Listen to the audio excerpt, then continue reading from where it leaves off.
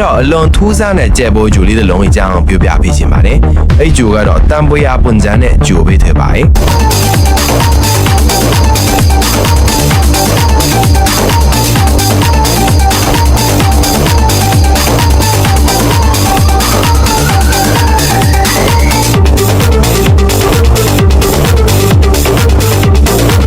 မင်္ဂလာပါခင်ဗျာမြန်ဝုတ်ချူမှာကြိုလိုပါတယ်ဒီနေ့မြန်ဝုတ်ချူမှာစကြဝဠာကြီးရဲ့အံ့ဖွယ်တဲ့ယူဆောင်လာပါတယ်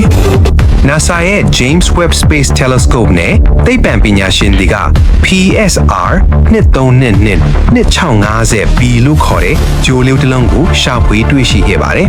ဒီဂျိုကတော့ pulsar လို့ခေါ်တဲ့အလွန်မြန်ဆန်ပြီးလျှက်စစ်စွမ်းအင်ထုတ်လွှတ်တဲ့ကြယ်ငယ်လေးတစ်လုံးအနီးမှာလှည့်ပတ်နေပါတယ်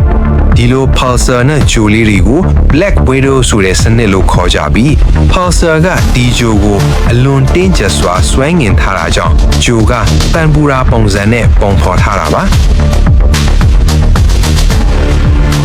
အထူးသဖြင့်ဂျိုရဲ့လေထုမှာပုံမှန်မြင်တွေ့ရတဲ့ရေမီးသွေးမက်သိန်းနဲ့ကာဗွန်ဒိုင်အောက်ဆိုဒ်တွေမရှိဘဲဟီလီယမ်နဲ့ကာဗွန်ပမာဏများများပါဝင်တာလည်းထူးခြားပါတယ်သိပ္ပံပညာရှင်တွေကဒီအရာကဘလို့ဖွဲ့စည်းသွားတာလဲဆိုတာအတိအကျမသိနိုင်ကြသေးပါဘူး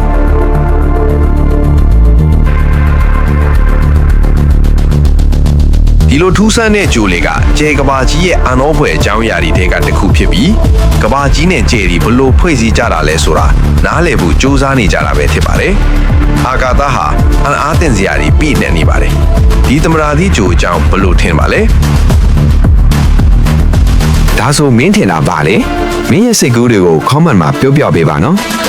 My World Tube ရဲ့နောက်ထပ်အာကာသထူးဆန်းချက်တွေကိုကြည့်ရှုဖို့ like, subscribe and share လုပ်ဖို့မမေ့ပါနဲ့